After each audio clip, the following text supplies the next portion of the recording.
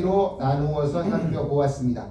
1980년 민주화로부터 시작해서 1990년대까지는 주로 기독교 시민운동을 했었고, 그 다음에 김대중 노무현 대통령 시절에 우리가 요즘도 많이 들을 수 있는 뉴 라이트가 등장했던 게 바로 그때였습니다. 그러니까 2000년대 초반에 그리고 문재인 대통령 시절에 바로 오늘날 우리가 지금 문제가 되고 있는 반기독교적인 입법이라고 그럴까요? 소위 낙태법 폐지라든지 이제 바로 그 차별금지법 제정이 본격화되면서 이 반대 운동에 복음주의적인 기독교인들이 많이 참여해서 이 세 개의 시기로 나누어서 좀 살펴보고자 합니다.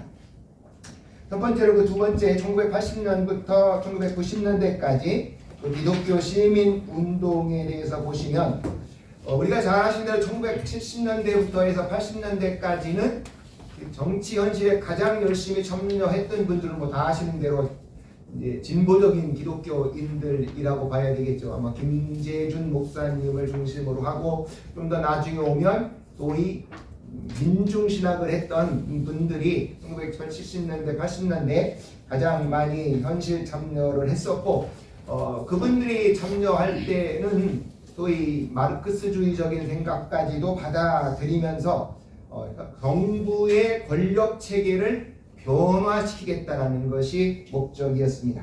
민주화 이전까지는 주로 그들의 현실 참여 방식이 이렇게 사회의 독재 체제를 타파하고 노동자 농민들의 삶을 해결하겠다라고 하는 것이었고, 그래서 그때까지만 해도 기독교인들은 그 마르크스적 사고 방식을 이용한 현실 참여를 수용할 수 없다 해서 복음주의적인 기독교인들은 사회 참여를 많이 하지 않았다는 것이죠.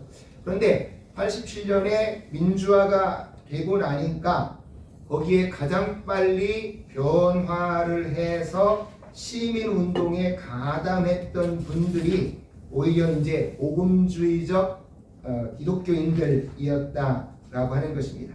그래서 이 복음주의적인 기독교인들이 사회 참여를 하면서 가장 내세웠던 게 민중운동의 방식과는 구별되는 방식으로서 바로 시민운동을 하겠다라고 하는 것이죠. 그러면 이렇게 기독교 시민운동을 할 때 그들의 그 126페이지 두 번째 문단 정리에 보시면 1980년대의 그 사회참여 복음주의 운동의 사상적 배경은 1940년대 미국에서 나왔던 신복음주의자들의 생각에서 나왔던 하나님 나라 운동이 하나님 나라가 세상 끝난 다음에 죽은 다음에 가는 것도 있지만 이 사회 가운데에서 이루어져야 된다 하는 생각. 그 다음에 1974년 로잔 언약에서 지금까지 기독교 선교만이 중요하다라고 하던 데에서 기독교 선교와 함께 사회적 책임도 해야 된다 하는 것이 로잔 언약에서 제시가 되어졌고, 그 다음에 이제 바로 우리나라에 들어온 기독교 세계관 운동이었습니다. 아브라함 카이퍼 이후에 파란의 칼빈주의자들의 생각을 받아들인 아마 그런 세계관 운동 하시는데 가장 앞장섰던 분이 여기 계신 아마 김승욱 교수님이 아마 그런 제일 앞장을 쓰셨던 것 같아요. 이제 그런 분들이 이제 기독교 세계관 운동을 전개를 하시면서 이제 이 사회의 문제에 대해서 기독교인들도 목소리를 내야 된다 하는 거였습니다. 그러면서도 현실에 참여하지만 아까 말씀했던 대로 민중운동 방식과는 분명히 구별된 방식이다. 계급 성격을 내세우는 것을 탈피해서 온 국민의 전체적인 삶을 변화시키는 방식이면서 결과적으로 기독교적인 가치를 투영시켜야 되겠다라고 했던 것이죠. 그래서 복음주의자들이 민주화 운동 후에 바로 시민단체를 만들었는데 여기도 뭐 다 들어보신 두 개의 단체, 대표적으로 여러 다른 것도 있지만 하나는 기윤실 손봉우 박사를 중심으로 만드는 기독교윤리 복음주의 협의회 그 기윤실을 만들었고요. 또 하나는 서경성 목사님이 중심이 된 경실련을 만들었습니다. 바로 이 기독교윤리운동 실천본부 이 기윤실을 만들었을 때 바로 그 대표적인 분이 손봉호 당시 박사님이었고 바로 그분의 신학적 가치관을 가장 집약적으로 표현한 말이 선지자적 비관주의다. 선지자들은 하나님의 뜻을 열심히 외치지만 이루어질지 안 이루어질지 볼 때 아마 이루어지는 게 힘들다고 하는 어려움이 있지만 그럼에도 불구하고 우리는 끝까지 외쳐야 된다 하는 아마 이 생각이 선지자적 비관주의가 아닌가 싶습니다. 그래서 기은실은 바로 사회의 구조를 바꾸는 것이 어려움을 알지만 그러나 그 바꾸는 경우가 구조를 먼저 바꾸기보다는 그리스도인들 개인들의 윤리의식을 먼저 바꾼 다음에 사회적 영향력을 확대해가는 그런 방식을 선택하겠다라는 거였습니다. 그래서 결국 이분들은 민중운동하는 사람들이 사회 구조를 먼저 바꿔서 다음 삶을 바꾸겠다는 걸 방향을 바꿔서 개인의 윤리의식을 바꾼 다음에 사회의 영향력을 확대해 가겠다 하는 걸 해서 1999년도에 가보면 전국의 회원들이 1만 명이 넘어가고 있었다는 거죠. 아마 그때 가장 중요한 것이 공명선거, 실천운동 분보를 주도했고 저도 그때 기억이 나던 게 늘 일간 스포츠의 그런 음란물적인 것을 비판하고 이런 여러 가지에서 좀 더 건강한 그런 사회 문화를 만들어 가자 해서 1999년도에는 최초로 국회의원의 의정활동을 감시하는 이런 시민운동을 만들어내기도 했습니다. 그래서 결국 이분들은 기독교적인 가치관을 시민운동을 통해서 사회에 반영을 하겠다 하는 거였고 이분들은 아예 기독교를 표방하고 나온 사람들이죠. 두 번째는 기은실에 이어서 두 번째 만들어진 게 경실련입니다. 거기 이제 바로 그 서경석 사무총장이 돼서 만든 것이 이제 기은실인데 아까 우리 김수영 교수님 말씀하신 대로 여기도 보니까 토지 공공성을 높여야 된다 하는 일에 제일 처음으로 표명을 했네요. 거기도 보니까 이제 그분이 그런 말을 했어요. 이 운동은 외향으로는 기독교의 이름을 내걸고 있지 않지만 저는 이 운동이 성경적 방식으로 하나님의 공의를 실천하는 그야말로 기독교적인 운동이라고 굳게 믿고 있습니다. 특별히 기독교의 토지관, 즉 땅은 하나님의 것이므로 소수에 의해서 독점되어서는 안 되며 모든 사람의 공평하게 사용되어야 된다는 생각을 전하는 운동이다. 그래서 아마 이때도 이제 토지 공개념 개념을 표방하지 않나 싶어요. 그러니까 이렇게 해서 성경석의 경실련은 기독교는 표방하지 않지만 그 구성 인원의 한 75% 정도가 기독교인일 정도로 기독교인들이 중심이 돼서 나타났었다라고 하는 겁니다. 아마 이때는 대형교회 목사님들도 많이 참여했고 아마 교수님들도 많이 참여해서 그 당시로서는 가장 현실적인 대안을 하게 되어졌었고 아마 그래서 많은 호응도 얻었던 것이라고 말씀을 하고 있습니다. 결국 이분들도 개인들의 의식을 바꾸어서 한국의 그런 경제적인 문제를 해결해 보겠다 하는 생각에서 경신련을 만들었던 걸로 보여집니다. 그러니까 이때까지만 해도 시민운동 차원에서 이 두 가지를 비롯한 다른 여러 단체들도 만들어졌습니다. 근데 이제 세 번째로 정치적 행동주의를 지향한 뉴라이트 활동은 우리나라에서 김대중 대통령이 정권 교체가 됐습니다. 근데 설마니 또다시 들어갈 거라고 생각 안 했는데 갑자기 노무현 대통령까지 소위 사람들이 말하는 좌파 정권이 들어섰고 아마 노무현 대통령 시절은 김대중 대통령보다는 훨씬 더 그쪽으로 간다고 사람들이 느끼면서 위기의식이 굉장히 고조되어졌고 그러는 과정에서 등장했던 사람들이 뉴라이트고 우리가 잘 아시는 대로 그 이전에 있는 분들을 올드라이트라고 하고 자기들이 그거에 비해서 뉴라이트라는 이름을 붙였습니다. 그래서 거기 각주 7번에 보시면 거기에 보시면 이제 바로 공건한 사회 참여의 복음주의자들은 두 세력이 통합됐다. 하나는 국가조찬 기도회 사람들이고 아까 말한 대로 과거에는 민중운동에 참여했다가 보수주의 쪽으로 넘어온 사람들 이 두 그룹이 같이 뉴라이트에 합쳐졌는데 바로 그렇게 국가조찬 기도에 참여했던 분들은 한기총이고 바로 그렇게 민중운동에 가담했다가 전향한 인물들은 우리가 지금도 많이 들을 수 있는 서경석, 김진호, 김문수 이런 분들이 바로 그렇게 민중운동에 가담했다가 그쪽으로 넘어오신 분들이었습니다. 그리고 이분들은 아까처럼 특히 노무현 대통령 때 들어오면서 이 좌파적 가치에 의해서 자유민주주의 대한민국 정체성이 공격받고 있다라고 판단을 해서 그거를 극복해서 어떻게 하면 우파 정권을 세우겠냐라는 생각을 했고, 아마 이분들은 이명박 대통령이나 박근혜 대통령 당선에 일정한 역할을 한 것으로 보여집니다. 뭐 어떤 분들은 이명박 대통령이 되는데 뉴라이트가 활동을 해서 정치에 가담한 덕분에 그거에 반대하는 언론, 좌파 언론, 좌파 기독교 언론이라고 할까요? 이제 그런 비판적인 생각들도 많이 또 등장했다고 해요. 정치 세력화가 되다 보니까. 그러면서 결과적으로 이제 이 사람들이 그 노무현 대통령이 등장하면서 위기를 느낀 게 각주 9번 밑에 보시면 한기총이 2003년 3월 1일 날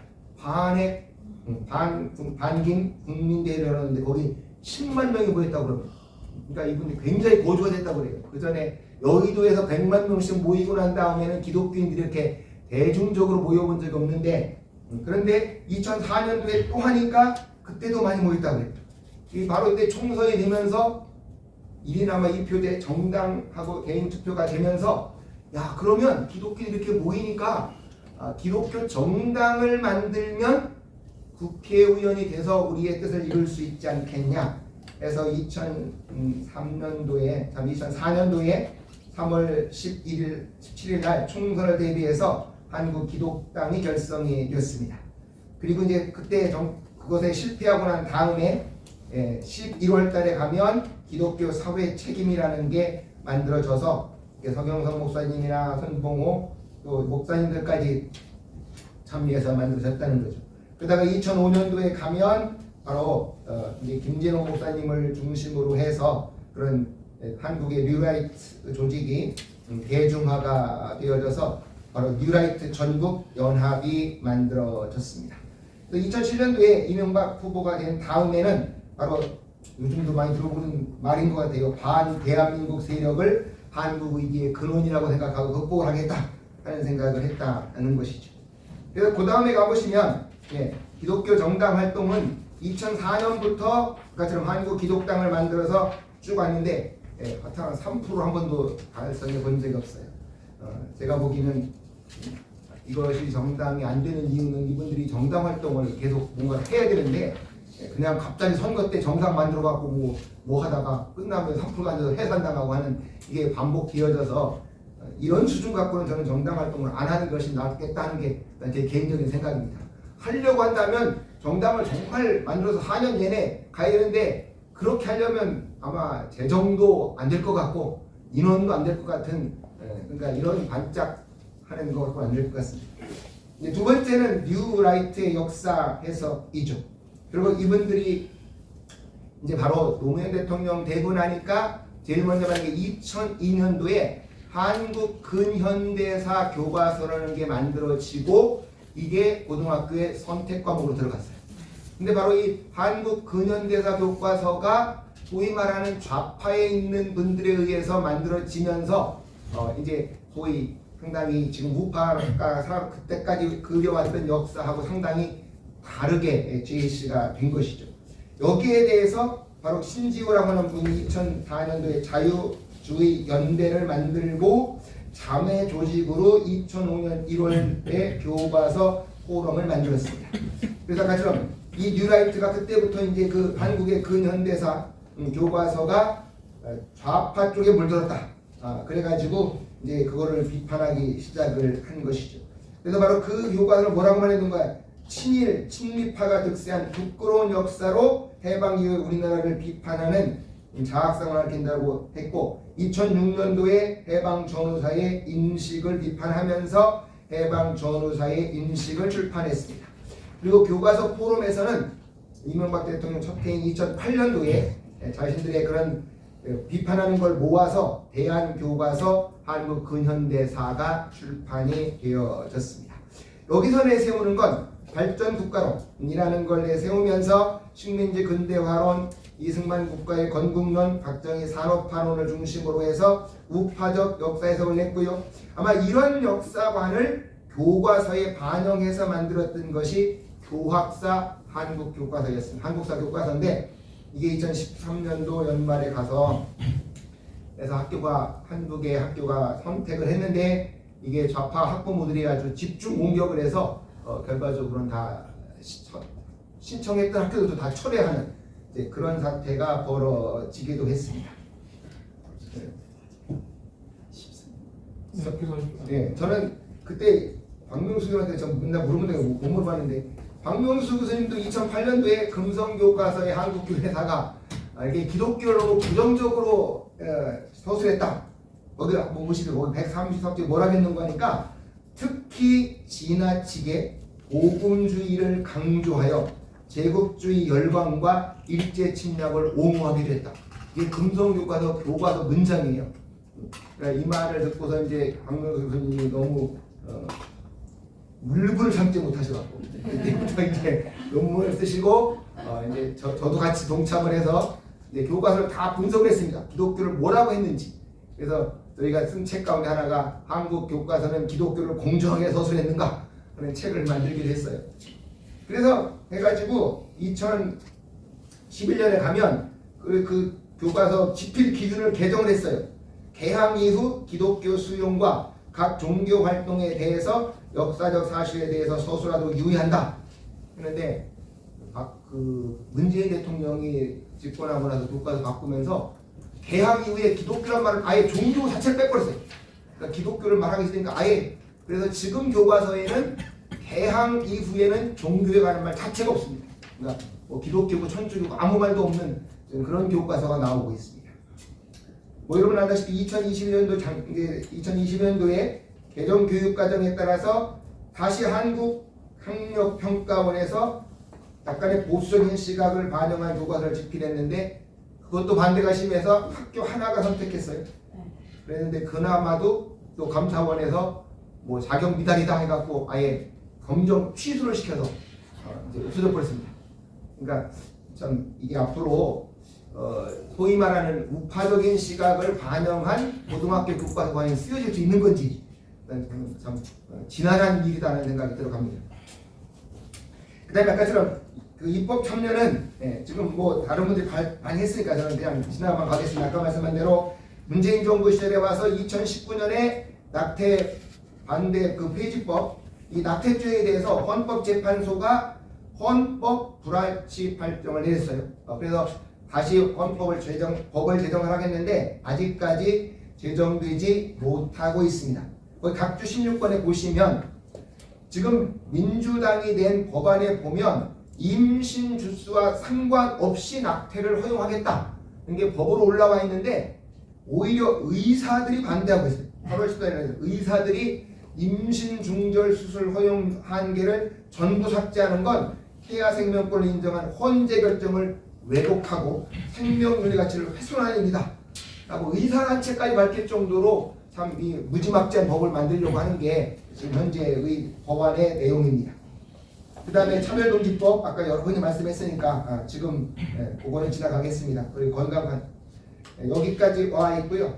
그 다음에 이제 가장 우리한테 또 하나 지난번에 코로나를 지나오면서 문제가 된 게 예배의 자유 보장의 문제입니다. 이 팬데믹 현상에서 아까 우리가 그 지방자치 얘기도 했습니다만 다른 여기 이 종교의 자유에 대해서 국가가 아예 예배의 자유를 전부 다 금지해 버렸다라고 하는 것이죠.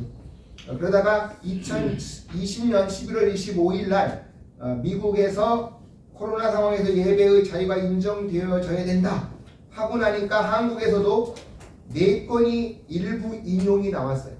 그런데 대법원 판결에 가서는 국가가 예배의 자유를 금지한 게 국민 건강의 공익권보다 우선할 수 없다. 그래서 예배 금지한 게 합법이라고 모든 판결에 나오고 있습니다. 그래서 앞으로 이제 우리가 이거를 어떻게 하겠냐? 당연히 국가의 예배 건강 수칙을 지켜야 되죠.